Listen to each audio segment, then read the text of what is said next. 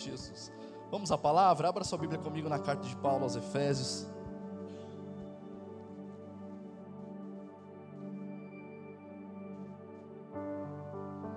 Carta do apóstolo Paulo aos Efésios, no segundo capítulo, a partir do versículo de número 20.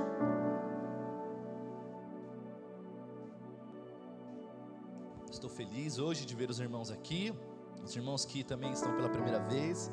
Deus abençoe vocês, viu? Uma honra tê-los aqui conosco.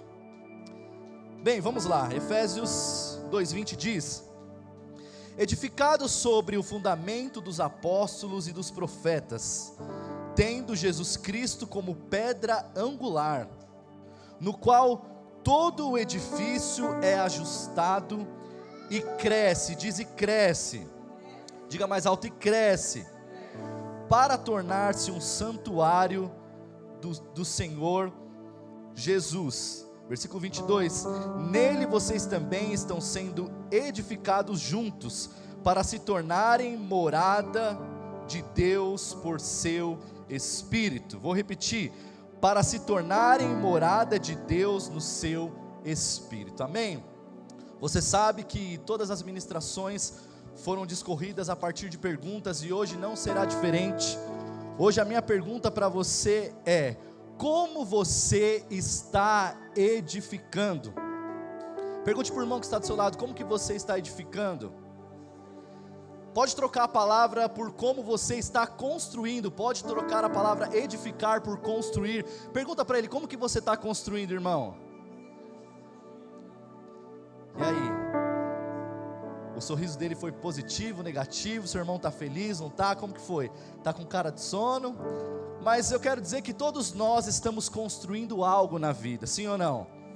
Todos nós desejamos construir, desde a nossa tenridade, quando nós começamos a desenvolver as nossas habilidades, os nossos dons, o nosso entendimento, nós começamos a construir coisas na vida, nós começamos a projetar coisas para a vida. Isso é inerente à vida de todo ser humano.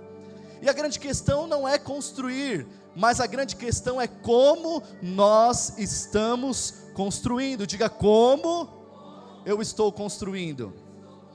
Eu quero provocar o seu raciocínio aqui com um exemplo pedagógico e até mesmo andragógico. Pedagógico é linguagem e método para aprendizagem de criança, e andragogia é linguagem e aprendizado ou método para adultos. Então, tanto um adulto quanto uma criança é possível entender a partir desse exemplo. Vamos imaginar que você tem uma folha em branco aí no seu colo, e eu te dei um lápis, e eu falo assim para você: agora desenhe para mim uma casa simples, como você aprendeu na escola, desenhar uma casa simples.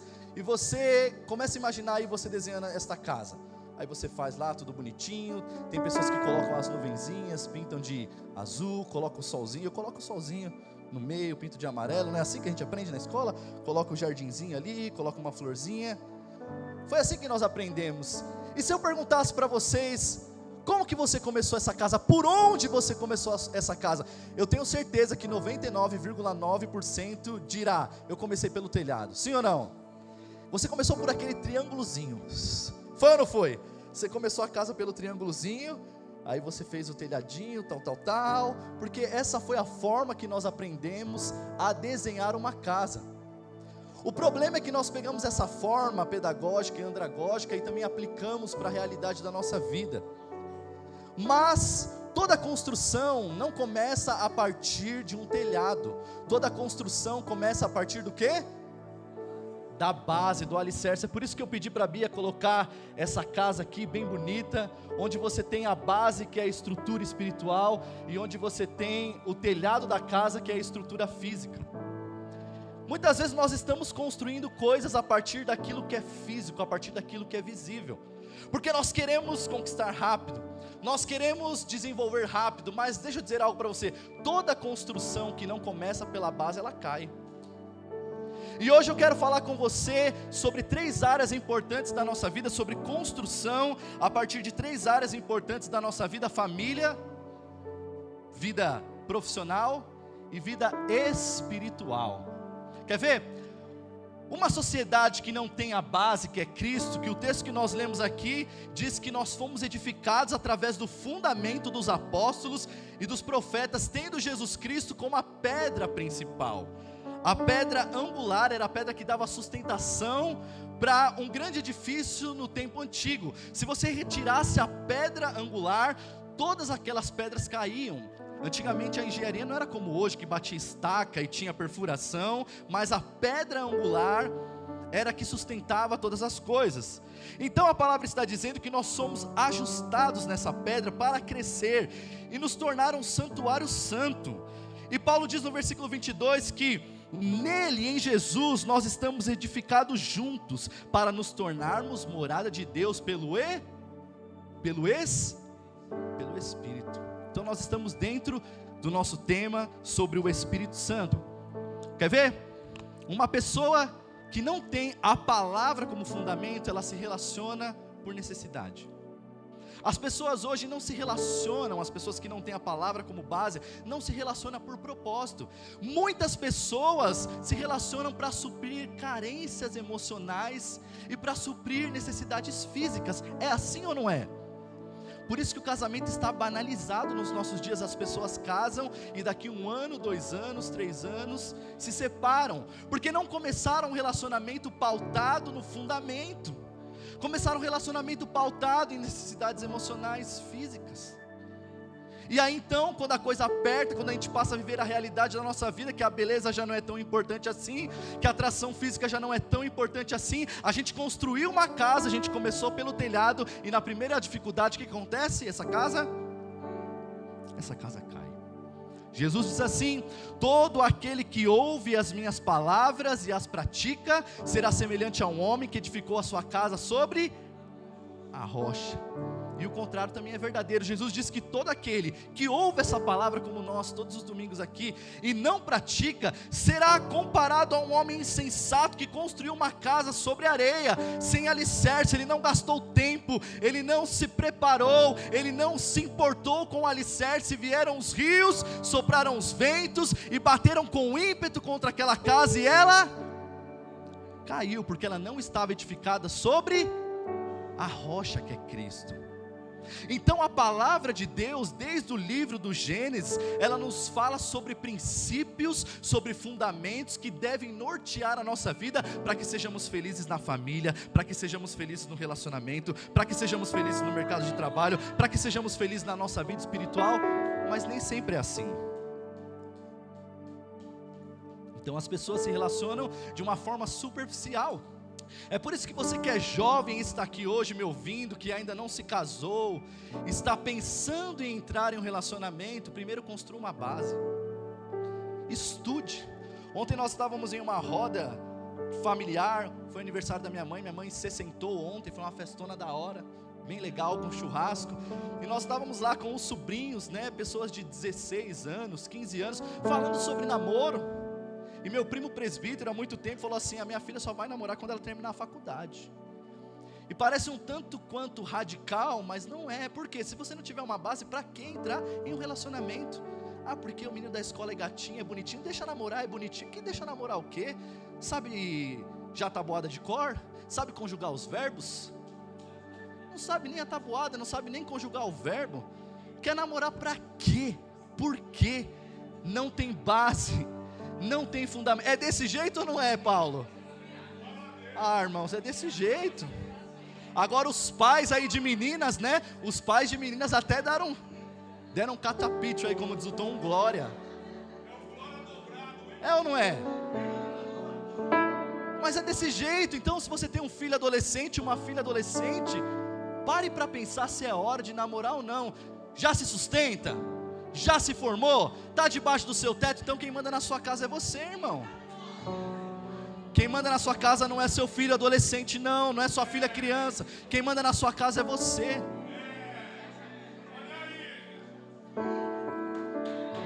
Pode aplaudir a Jesus.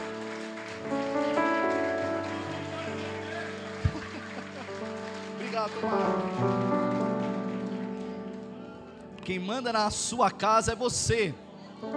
Agora segura aí, presta bem atenção aqui, segura aí. O pior é quando isso acontece com pessoas que são crentes, que já conhecem a palavra e que se relacionam para suprir uma carência emocional. E vai dar ruim, vai dar ruim.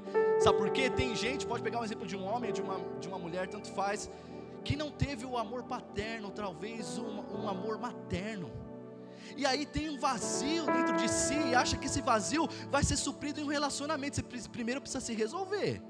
Você primeiro precisa entender que em Cristo há cura, em Cristo há completude, plenitude.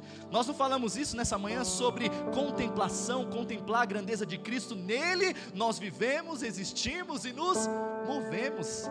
Em Cristo nós existimos, nós nos movemos e nós vivemos. Cristo é o centro de todas as coisas.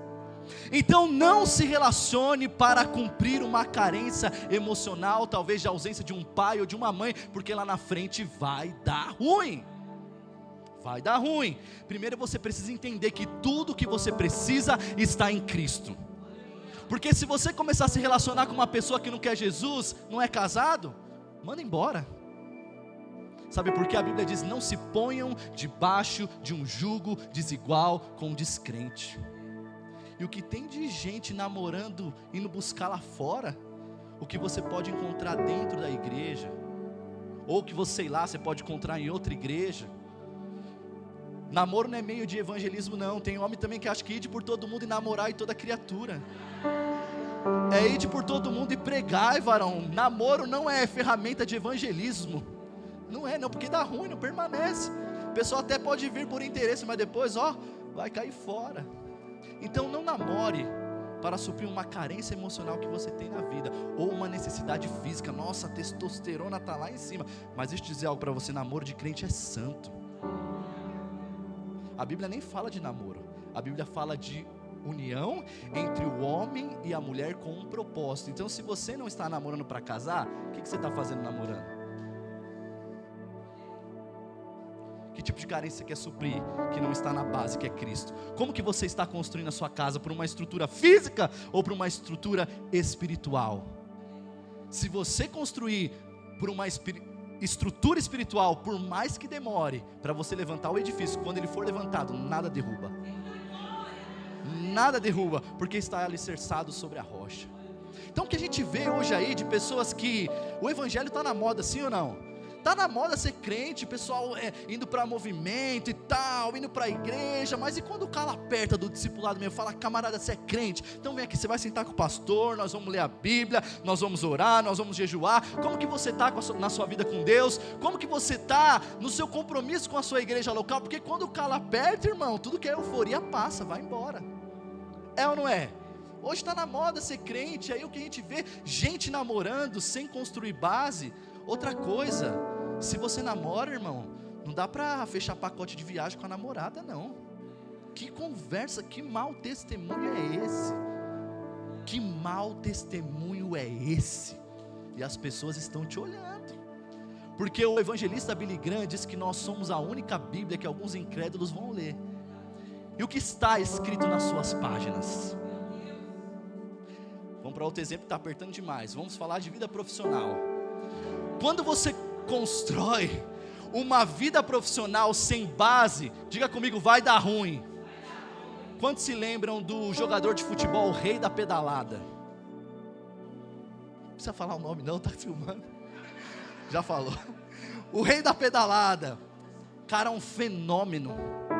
Cresceu rápido na vida, menino, ganhou tudo. Jogou na Europa, seleção brasileira, foi campeão da Libertadores, tudo que você imaginar, esse cara ganhou. Ele chegou a ganhar a bola de ouro, não chegou a ganhar a bola de ouro? Só não chegou a ganhar a bola de ouro, mas jogou muito. Só que o cara cresceu demais aqui, sem estruturar aqui a base. A base às vezes poderia ser a família, a palavra, porque agora é crente, não há problema. Em Deus sempre tem um recomeço, mas depois que a casa caiu, para tirar um entulho demora mais. É ou não é? Nós temos o Fininho aqui, proprietário do Correia Center. Esse cara é quase um engenheiro. É mais fácil você começar uma construção no terreno do zero ou refazer uma obra? Do zero. Porque você tem que tirar entulho, você tem que alugar caçamba, você tem que pagar o caminhão, você tem que pagar os peão para colocar um entulho em cima da caçamba, é mais difícil. Então precisava ser assim? Não. Se estruturasse primeiro, não precisava ser assim. Cresceu demais e achou que o talento estava acima do caráter, estava acima da lei. Eu posso fazer o que eu quiser, eu tenho dinheiro, eu estou na boate, eu vou lá, eu invado a privacidade de alguém e não vai acontecer nada. Passaram-se os anos, e a Bíblia diz que quem semeia na carne colhe corrupção e morte. Depois de uns anos, a justiça italiana entrou em contato com a justiça do Brasil, e hoje, infelizmente, está onde está. Agora talvez seja crente, que seja mesmo, porque em Cristo sempre há um recomeço. Vamos para a vida ministerial. O último exemplo é o profeta Mirim. Cresceu demais, deram moral demais para quem não podia ter moral nesse instante, nesse momento. Não estou dizendo que Deus não tem uma obra, não estou dizendo que Deus usar, Deus usou até a jumenta de Balaão. Ele pode usar qualquer um de nós aqui que somos melhores que uma jumenta. Mas ser usado por Deus não é sinônimo de aprovação de Deus. Ser usado por Deus não é sinônimo de que Deus estará sempre conosco, aprovando as nossas atitudes e os nossos caminhos. Então cresceu demais aí os espertos. A síndrome de Simão Mago, que eu falei aqui no culto de terça-feira, que eu preguei na palavra passada, foi aquele cara que quis se locupletar da obra de Deus. Ele viu que pela imposição de mãos dos apóstolos, as pessoas recebiam poder, e falou: eu quero isso aí também. Sabe por quê? Ele era enganador, ele ganhava dinheiro, e agora ele queria ganhar dinheiro através da fé. Então muita gente, olhando o talento do menino, quis se locupletar do menino. Então nós vamos investir nesse menino, ele vai profetizar, ele vai exortar a igreja. Primeiro, que uma criança não tem nem autoridade para exortar uma igreja. É ou não é? É ou não é? Uma criança não tem autoridade para exortar uma igreja, porque ela não tem vida. Ela pode ter informação, mas não tem vida. Não tem. Como é que se fala quando você tem experiência? Como que você vai exortar alguém sem ter experiência? Deixa eu dizer algo para você, irmão. Eu não escuto qualquer um. Isso não é arrogância, isso é Bíblia. Porque o que nós temos hoje de coach querendo ensinar pastor, está de brincadeira. O cara, só porque ele fez uma faculdade, só porque ele é rico, só porque ele tem milhões no Instagram, ele quer ensinar pastor. Mentoria para pastor, irmão. E o pior são esses pastores que se colocam debaixo dessa condição, não têm autoridade espiritual, não foram separados para o ministério só porque ganha dinheiro, fez uma faculdade, fala bem, tem ferramenta, quer ensinar pastor. Cada um no seu devido lugar. Eita, tá difícil hoje a palavra, né, gente? Tá difícil. É por isso que eu não escuto qualquer um. Pode ser até membro da igreja, irmão. Se você tiver razão para falar, e se você tiver moral para falar, eu vou te ouvir. Caso contrário, eu não te ouço. Se você é alguém que é exemplo no que você fala, eu vou te ouvir. Se você não é exemplo no que você fala, é melhor calar. Porque a Bíblia fala que da multidão de palavras vem a voz do tolo. Porque tem gente que acha que tem um pouquinho de conhecimento, ele acha que faz melhor que os outros, ele acha que ele pode atuar numa área que Deus não chamou ele para atuar. Ele está construindo uma estrutura física, mas ele não tem base. Está tudo bagunçado, irmão. Então, para a gente falar sobre igreja, sobre construção, nós precisamos parar para pensar como nós estamos construindo. Porque Paulo vai dizer que Cristo é a base. Diga comigo, Cristo é a base, e Paulo é o arquiteto. Diga, Paulo é o arquiteto. Por que Paulo se coloca na condição de arquiteto? Porque ele doutrinou a igreja escrevendo 13 cartas. Quantas cartas? 13 cartas. Então ele está falando, eu sei, eu sou o arquiteto, porque eu não vou construir fora. Agora ele está dando como se fosse a planta da obra na mão de cada um de nós aqui. Olha, Cristo é o engenheiro, Ele é a base, eu sou o arquiteto, eu desenhei tudo. Agora o material que você vai usar, problema é seu. Você pode edificar com feno, você pode edificar com madeira, você pode edificar com palha, ou você pode edificar com pedras preciosas, ouro e prata, é você que escolhe. Paulo está dizendo, eu te dei as 4 linhas, e você que escolhe como você vai edificar, porque dependendo do material que você escolher, ele vai passar pelo fogo e não vai permanecer. E sabe qual que é a finalidade disso? O apóstolo Paulo está dizendo, porque se nós edificarmos a partir desse fundamento, com esses materiais, nós iremos crescer para nos tornar um santuário. Diga, um santuário. Deus não habita habita mais em paredes. Deus não habita mais dentro de uma caixa chamada Arca da Aliança. Ele habita em mim, Ele habita em você, Ele habita em cada um de nós. Mas Ele precisa olhar a casa e ver: aí tem material bom, aí tem santidade, aí tem pedras preciosas, aí tem ouro, aí tem prata. Pode mandar fogo, porque o fogo não vai queimar, pelo contrário, o fogo vai purificar. Aleluia, aleluia. Então, irmão, tem muita gente querendo ser o que não é. A hora que o fogo vem, queima, não purifica. Porque quando o lugar está santificado, o fogo não consome, ele preserva. Irmão, esperava um glória mais forte. Quando o lugar está santificado, o fogo não consome, ele preserva. Quando Moisés tem um encontro com Deus na sarça, que ele sobe no monte, Deus fala para Moisés: tire a sandália do seu pé. Por quê? Porque o lugar que você pisa é terra santa. O monte era santo, sim ou não? Não, o monte não era santo não. A presença de Deus santificava o lugar. Então, quando a presença de Deus santifica o lugar, ele vê Deus se revelando numa sarça ardente, e o fogo queimava na sarça e não se consumia. Por quê? Porque o lugar estava santificado. Quando o lugar está santificado, o fogo não consome, ele preserva. Então, quer ver um crente cheio do Espírito Santo? Não é pelo que ele fala não, é por quem ele é, pela sua permanência na obra do Senhor. Diga comigo: eu preciso. Diga mais alto: eu preciso começar pela base. Quem pode glorificar Jesus por isso? Já deu para entender toda a pregação, né? Ilustrou. Então vamos lá, alguns passos práticos. Como você está edificando? Primeiro, construa sua família como um lar cheio do Espírito Santo, sem embriaguez e com sobriedade. Efésios 5,18 diz: não se embriaguem com vinho que leva à libertinagem, mas sejam cheios do Espírito Santo. Parece que Paulo está falando duas coisas distintas aqui. O que tem a ver o vinho com o Espírito Santo? O vinho na Bíblia é sinônimo de alegria, e o Espírito Santo também. E o vinho, ele traz alegria, porque ele tem fermentação. E tem muita gente buscando essa alegria temporal nas coisas dessa terra. Mas o que isso tem a ver com família? Porque Paulo vai continuar dizendo que nós não podemos ser cheios de vinho, mas cheios do Espírito Santo, porque ele vai falar: vós maridos. Aí ele ensina o que é ser cheio do Espírito Santo: amem as vossas esposas. Esposas, sujeitem-se aos vossos maridos. Como assim, pastor? Século 21, mulher empoderada. Isso não existe, esse negócio não existe. Essa submissão não é se colocar debaixo de um jugo pesado, de desigualdade. Essa submissão é você estar debaixo de uma mesma missão, olhando para o teu esposo, respeitando ele como um homem de Deus. Ainda que você ganhe mais do que ele, ainda que você seja mais inteligente que ele, a Bíblia te ensina a se colocar debaixo de uma submissão. Então Paulo está dizendo: olha, amem as vossas esposas e se entreguem por ela, assim como Cristo também amou e se entregou pela igreja.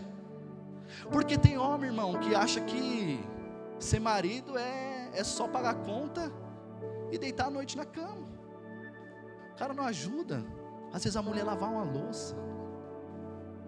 O cara não ajuda, às vezes, a mulher lavar um banheiro. Isso é inerente à nossa natureza, irmão. Sim ou não? É, irmão, nós homens somos assim. A gente quer chegar em casa e fazer o quê? Sentar no sofá e controle. Irmão, isso aqui é o céu do homem, é o terceiro céu, o paraíso do homem. Chegar em casa cansado e pegar o controle na mão e trocar de canal. É ou não é? É isso, irmão. Só que se entregar pela esposa não é suprir simplesmente carências físicas, mas ajudar nos afazeres diários. Lavar uma louça não vai te tornar menos macho não, irmão. Lavar um banheiro não vai te tornar menos macho não. A família precisa se ajudar. A gente precisa entender que as mulheres às vezes trabalham dentro, trabalham fora, e precisam de ajuda dentro do lar também, porque Paulo está dizendo: isso é ser cheio do Espírito Santo, isso é construir uma família edificada sobre a rocha. Sabe por quê? Famílias desmoronam quando estão alicerçadas em vício, falta de controle emocional e ausência da presença de Deus. Vício, irmão, é tudo aquilo que prende o homem. E a gente só imagina cachaça e droga.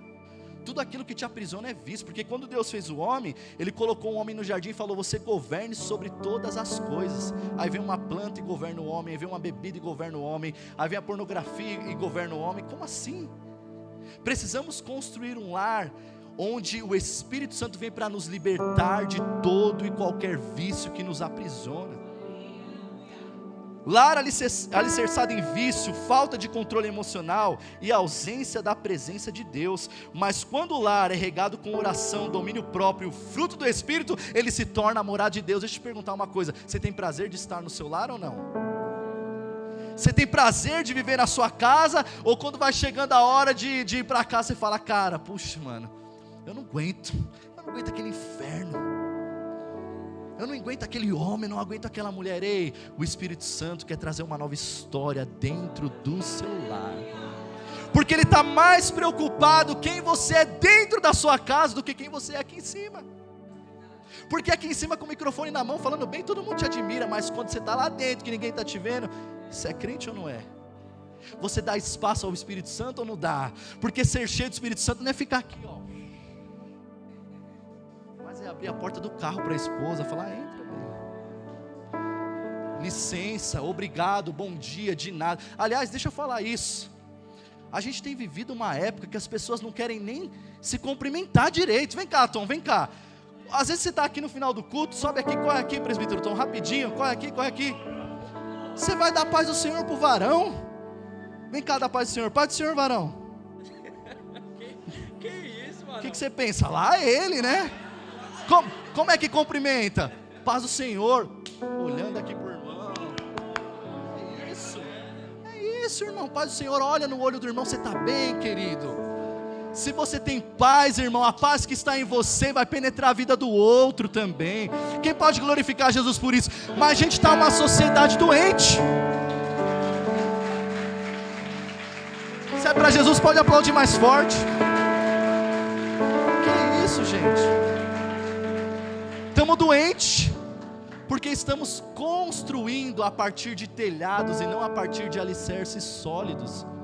A pessoa anda triste porque está endividada, mas gasta mais do que deve também. A pessoa está triste porque em casa tem problema com a esposa. Irmão, deixa eu te dizer algo: quem não tem problema com a esposa? A minha encrenca está sentadinha ali, ó. A minha encrenca está sentadinha ali, eu amo ela, não troco, não dou, não vendo, e quem olhar apanha ainda. Deixa eu dizer algo para você, preste bem atenção em mim. Brincadeiras à parte, preste bem atenção em mim. O seu casamento não é perfeito, o meu casamento não é perfeito. A igreja de Jesus não é perfeita, mas o que precisa ser é saudável. O que é saudável? Reciprocidade, respeito, carinho, amor, palavra de afirmação, correção quando é necessário. Então você precisa olhar, irmão, para a sua família e falar: cara, minha família é mais top. Ninguém é melhor que a minha mulher não, porque ela é minha, cara, a minha mulher é minha. Ela é mais gata de todos. Você tem que olhar para o seu marido, ainda que ele esteja um pouquinho bagunçado, irmão. Tá precisando pôr um cabelinho aí, sei lá, qualquer coisa, a barriguinha, perder a barriga. Mas você tem que olhar para o seu marido.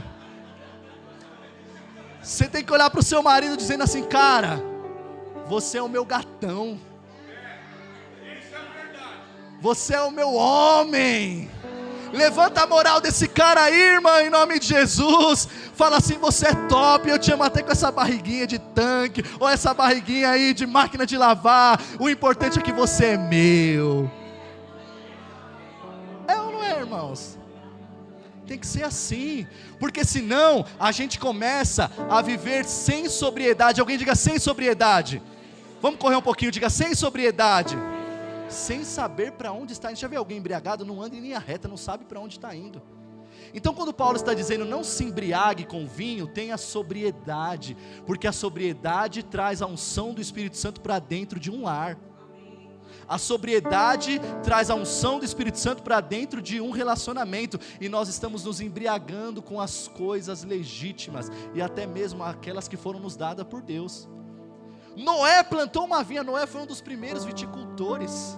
Ele plantou uma vinha, e sabe o que ele fez com aquilo que Deus deu para ele? Porque eles viviam da terra. Quando a terra frutificava, era a bênção de Deus. Noé se embriagou. Ele se embriagou com algo que Deus deu para ele. Então vamos para o texto rapidinho aqui, ó. Está lá em Gênesis 9:20. Noé, que era agricultor, foi o primeiro a plantar uma vinha. Bebeu vinho e embriagou-se. Diga aí, embriagou-se. Ele ficou nu dentro da sua tenda. Caim, pai de Canaã, viu a nudez do pai e foi contar aos seus irmãos que estavam lá fora.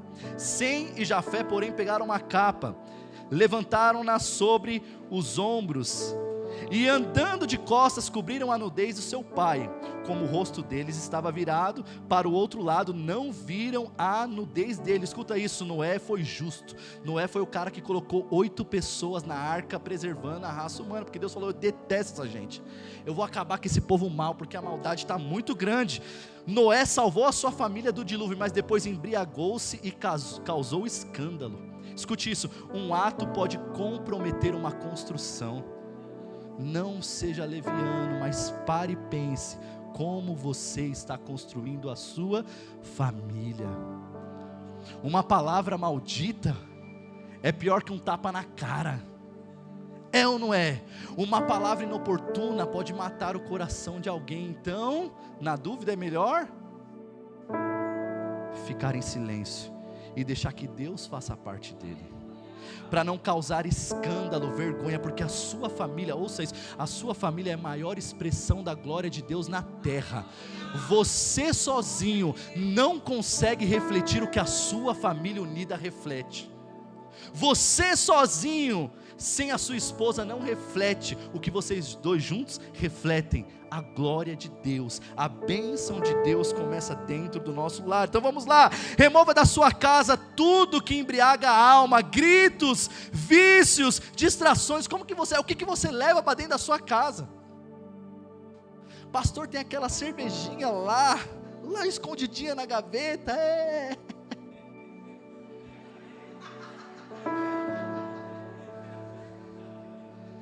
O povo perdeu a guerra em Jericó, em Ai, aliás, porque Acã, miserável, escondeu uma capa debaixo da tenda. A geração de Josué sobe do Egito, sobe ali do deserto de Parã e vem conquistando. Os caras derrubaram Jericó, que era uma das maiores fortalezas da época. Deus estava com eles, mas eles chegam numa cidade pequenininha e perdem a guerra. Por que isso? Porque um miserável escondeu o pecado. Um miserável escondeu uma capa, porque a ordem de Deus era: não pegue nada dessa gente. Tem coisa que a gente tem que jogar na lata do lixo mesmo. Tem coisa, irmão, que não é para você e você fica insistindo. Amizade, conselho, coisas que você está guardando, que Deus está falando: até quando? Joga isso fora em nome de Jesus, porque o maior romper da sua história virá através desse posicionamento de sepultar o pecado. Sepultar, irmão, senão você não pode ser cheio do Espírito Santo, senão a sua família não pode fluir, senão a sua família não pode prosperar, porque você precisa sepultar esse pecado que está escondido. Pastor, mas a cervejinha faz mal para alguém? Irmão, se fizesse ninguém tomava. Se eu não fosse crente, eu queria um churrasquinho com cervejinha também. Só que eu sei que, miserável homem que sou, quem me livrará do corpo dessa morte? Eu não brinco com o pecado, eu não fico flertando com o pecado, senão vai dar ruim, irmão. Tem coisa que você não pode ver, porque todo mundo tem o calcanhar de Aquiles. É ou não é? Paulo tinha um espinho na carne, é só você trocar. Talvez você não conheça a expressão, calcanhar de Aquiles. A história da mitologia grega contava que ele era filho de Zeus, não é isso? Aquiles, o grande guerreiro. E por que essa expressão calcanhar de Aquiles? Porque quando a mãe dele foi banhar ele no mar da imortalidade, ela pegou pelo calcanhar, ela colocou todo o corpo no mar, só deixou o calcanhar para fora. Tanto é que no filme, quando você vê que ele toma uma flechada no calcanhar, ele morre. O cara tinha tomado várias espadadas e ficava de pé, guerreiro forte, mas o calcanhar de Aquiles estava lá. Qual é o seu calcanhar de Aquiles? O que você precisa jogar fora? O que você precisa sepultar para romper em Deus, porque Ele tem algo muito maior para você, irmão.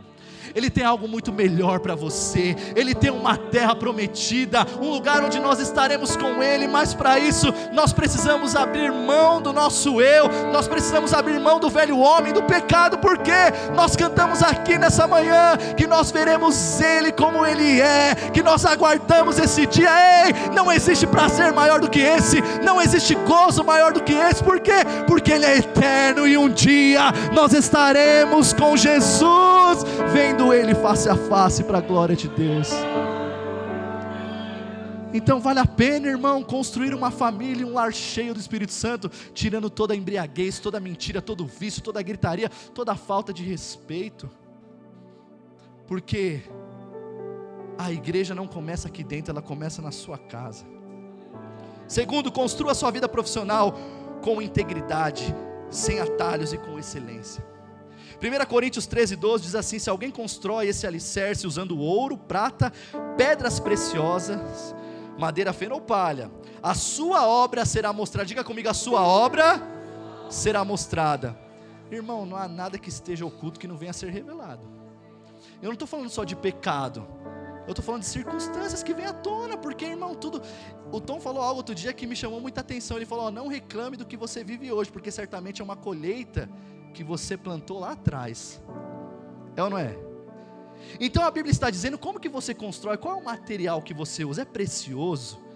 É um material que resiste ao fogo? Saiba disso. A sua obra será mostrada, porque o dia, diga o dia, trará luz, e ela será revelada pelo fogo, e o fogo provará a qualidade da obra de cada um. No trabalho, muitos constroem com madeira e palhas, mentira, corrupção, preguiça e desonestidade. Mas o cristão é chamado para refletir Cristo também na sua profissão, com integridade. Diga integridade, excelência e fidelidade. O crente não pode trabalhar também em qualquer ramo. Já viu aquele programa Topa Tudo por Dinheiro? Crente não, irmão. Tem coisa que já não é mais para você. Pastor, é que vou empreender, pastor Felipe. O que você vai abrir? Uma adega. Decomanaias. Embriagar o povo, uma adega. Abre uma adega. Ou eu vou ser gerente de onde? Da Boca. Está repreendido. Tem pastor que aceita o dízimo do tráfico. Dizem que aquela facção está em tudo, né? No futebol, entrou no futebol o grande time aí, até nas bets os caras estão misericórdia. Posto de gasolina, irmão, o que se abastece é deles. E os caras querem dar o dízimo ainda do dinheiro da corrupção. Tem coisa que não dá mais, não é mais para você. Agora a grande questão é: você está disposto a abrir mão para agradar a Deus? Ou você acha que Deus também não precisa estar na sua vida profissional? Integridade, irmão, honestidade, verdade. Porque tem gente que é assim: não, para ganhar esse dinheiro o patrão pediu para eu mentir. Fala: mente você, eu não vou mentir. Por quê? Porque a Bíblia diz que quem mente é filho do diabo. O diabo é o pai da mentira. Quem mente é o filhinho dele, é o caçulinha dele. Não, irmão, não dá não. Não dá para ganhar vida enganando as pessoas. A Bíblia diz em Colossenses 3:23: tudo que você fizer, faça como se fosse para o Senhor. Como que você serviria a Cristo? Com desonestidade, com esqueminha, mentindo? Ou você serviria a Cristo com a sua integridade, com a sua verdade, com o seu melhor? Precisamos entender que nós passamos a maior parte da nossa vida lá fora e não aqui dentro. Então o que eu faço? Eu preciso entender que o dinheiro é uma consequência, e o que eu faço é o propósito. Mas sabe o que nós temos feito? Nós temos olhado para a estrutura física e estamos esquecendo da estrutura Às vezes você está na sua profissão dizendo: cara, o negócio não vai. Você olha para a vida de alguém e fala: meu, aquele cara ali é próspero, né? Olha a vida dele, ganha bem, anda no carro legal, vai viajar. O que será que ele faz? Você vai lá perguntar para ele, e você quer entrar no ramo dele, sendo que nem é o que você gosta de fazer, sendo que nem tem a ver com a sua vocação. Por quê? Porque você está olhando para o dinheiro, que é a consequência. Você não está olhando para o trabalho, que é o propósito. Ei, deixa eu dizer uma palavra de Deus para você que entrou aqui desanimado, passando por dificuldade financeira. Faça o que você está fazendo, que Deus é contigo, Ele vai te prosperar em nome de Jesus.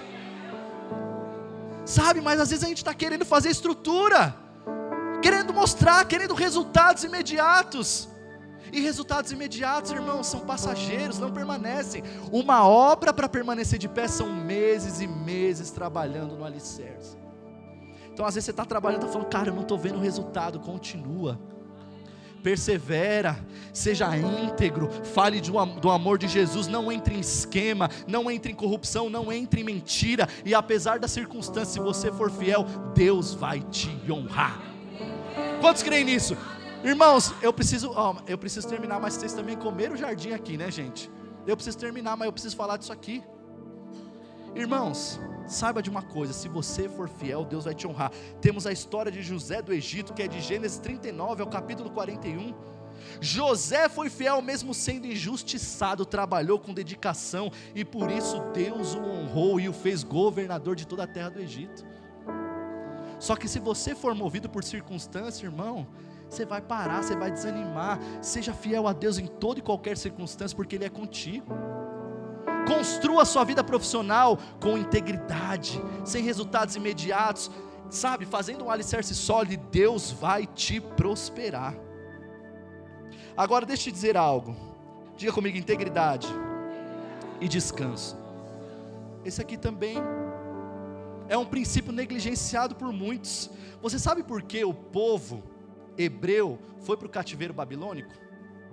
Alguns estudiosos dizem que durante 490 anos, eles negligenciaram o ano sabático, que era 6 anos de trabalho, e o 7º ano a terra descansava. Isso aqui é didático. Deus fez o mundo em quantos dias? E no 7º Ele? Mas Deus não se cansa. É porque Gênesis não foi escrito para Deus, foi escrito para você. Para você que acha que não tem que parar, para você que não tem confiança em Deus. Durante 490 anos, eles negligenciaram, porque quando você trabalha e não negligencia o descanso, você está dizendo assim: eu tenho confiança em Deus, eu semeei, agora eu vou esperar o tempo de colher. Mas a gente está passando por cima desse princípio, porque estamos na estrutura física.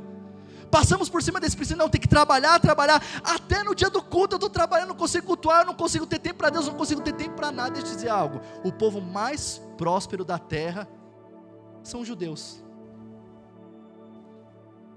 e eles custaram para aprender que a bênção de Deus não vem só do labor do homem, mas das janelas dos céus sendo abertas para aqueles que descansam e esperam no Senhor.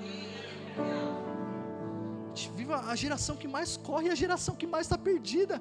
A geração que mais corre é a geração que mais está endividada. Porque quando a gente quebra princípio, o princípio quebra a gente, irmão. Falando nisso, eu preciso descansar, gente. Estava conversando com o pastor amigo, ele falou assim: cara, eu tenho um apartamento na praia, é só atravessar a rua que você coloca o pé na areia. Eu falei: é mesmo? Quanto é? Ele falou: pro senhor não é nada, só pegar a chave. Você não precisa ser rico, irmão, é só ter amigo. É ou não é? E tem outro que falou: eu tenho no Guarujá também, pastor, se o senhor quiser. Irmão, ser pastor é bom demais. É bom demais ser pastor, você sofre, mas tem bálsamo também, Claudião. Tem bálsamo. Então Deus falou: vocês vão sofrer durante 70 anos, para vocês aprenderem que o homem precisa trabalhar, mas precisa descansar em Deus. Você quer ser próspero? Você quer ter uma vida plena em Deus? Não é sobre o carro que você tem na garagem, não é sobre a casa que você tem. Prosperidade e plenitude em Deus tem a ver com descanso, tem a ver com saciedade, integridade, descanso e generosidade. Se você é alguém íntegro naquilo que você faz, não importa o que você faz, Deus está contigo, você está construindo um alicerce sólido. Se você é alguém que não negligencia o princípio do descanso, Deus está contigo, Ele está trabalhando quando você está dormindo, é ou não é? Salmo de número 127 diz que Ele dá aos seus amados enquanto dormem. Não é a apologia, a vagabundagem não, mas é o descanso, dizendo assim: o que eu não posso fazer, Ele faz. A porta que eu não posso abrir, Ele abre. O caminho que eu não posso criar, Ele cria. Agora Ele está falando generosidade, irmão. há alguns a que espalham e ainda se lhes acrescenta mais, mas outros retêm mais do que é justo e é para a sua própria perda. A alma generosa prosperará e quem regar também será regado. É difícil entender isso, irmão. Se nós entendermos isso, nós seremos uma geração que constrói uma base forte na vida profissional. Deus não quer você perder na sua saúde a vida inteira para gastar seu dinheiro ganhando a sua saúde na sua velhice. Deus quer que você ganhe o dinheiro agora e desfrute da sua família. Deus quer que você ganhe o seu dinheiro agora e desfrute da sua igreja. Deus quer que você ganhe o seu dinheiro agora e ame a sua esposa, tenha tempo de qualidade com seus filhos, porque aí você vai ter um lar cheio do Espírito Santo e uma vida próspera. Por último e não menos importante, quem está feliz dá um amém bem forte aí. Construa a sua vida espiritual com temor, sem aparência e com sinceridade. Deus odeia a hipocrisia. E por mais que essas palavras sejam tão duras e difíceis de serem ouvidas, ela está fincando as nossas raízes na rocha. Quem já leu o Salmo de número 92 aqui, que diz que o justo é comparado à palmeira e ao cedro do Líbano? Você já estudou sobre a profundidade desse salmo? O cedro do Líbano é uma única planta que floresce no deserto. Você já viu isso? Uma planta florescer no deserto e não morrer com as altas temperaturas de um lugar deserto? Altas e baixas. Sabe por quê? O cedro do Líbano, ele tem as raízes tão profundas, ouça isso. É uma planta pequena, aparentemente pequena, mas ela tem as raízes tão profundas que elas vão furando os lençóis freáticos e chegam onde tem água. A nossa profundidade em Deus precisa nos fazer chegar nos lençóis freáticos do Espírito Santo. O Espírito é água. Se a sua raiz chegar no lençol freático do Espírito Santo, irmão, você pode passar por altas e baixas temperaturas, você não morre, você permanece. E aí não para por aí, porque ele compara com a palmeira. A palmeira é aquela grande árvore que quando vem o vento ela entorta para a esquerda, entorta para a direita, mas ela não quebra, ela não cai. Irmão, não cai. Pergunta por quê, pastor? E eu vou terminar com isso. Eu tinha o tópico aqui, mas eu vou terminar com isso. A palmeira tem as raízes tão profundas, tão profundas, tão profundas, que ela chega nos lugares onde tem rocha e abraça a rocha com as suas raízes. Quem pegou? A palmeira tem as raízes tão profundas, que as suas raízes abraçam a... Quem é a rocha? Merece um aplauso ou não merece para Jesus? Eita glória! O Senhor está nos trazendo um tempo de sobriedade, maturidade e alicerce espiritual. Ouça isso, eu vou encerrar com isso, o louvor pode subir. O que Deus tem para fazer na vida da nossa igreja é muito grande.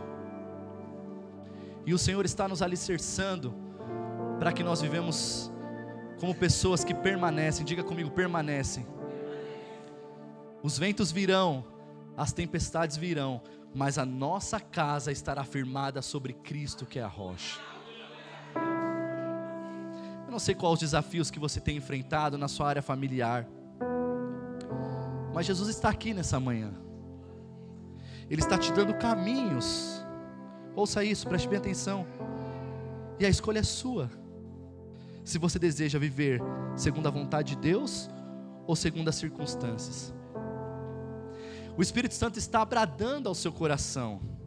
Se você deseja viver os seus próprios conceitos ou se você deseja viver uma vida de transformação. A sua casa será uma casa regida pela paz que excede todo entendimento.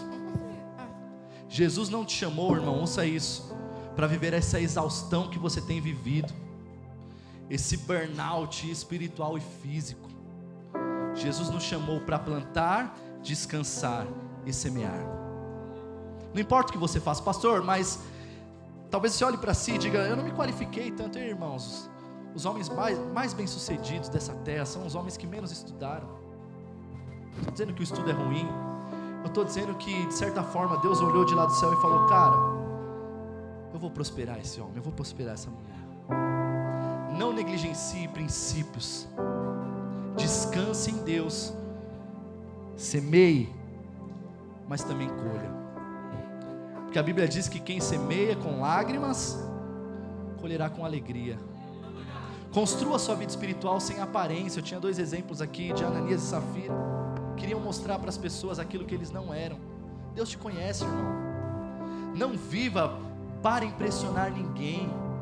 Viva sabendo que você é um ser humano singular, único. Você tem defeitos, mas você também tem qualidades. Você tem habilidades, mas você também tem debilidades. Você tem um caráter aprovado às vezes, mas você também às vezes falha no caráter. E a grande questão aqui nessa manhã, fique de pé, não é se a sua casa caiu ou não. A grande questão é que nós entramos agora em uma nova estação de fincar as nossas raízes na rocha que é Cristo. Ouça isso, pare de olhar para a direita e para a esquerda. Pare de olhar para a família das pessoas e achar que a delas é mais importante que a sua. Pare de olhar para a profissão de alguém e achar que a dele é melhor que a sua. Você foi chamado para desenvolver algo importante. Pare de pensar que as pessoas que estão aqui em cima são melhores do que você que talvez nunca subiu aqui. Você também tem um chamado de Jesus. No momento oportuno Ele vai te usar. No momento oportuno Ele vai derramar as promessas sobre a sua vida. Feche seus olhos. Nós iremos então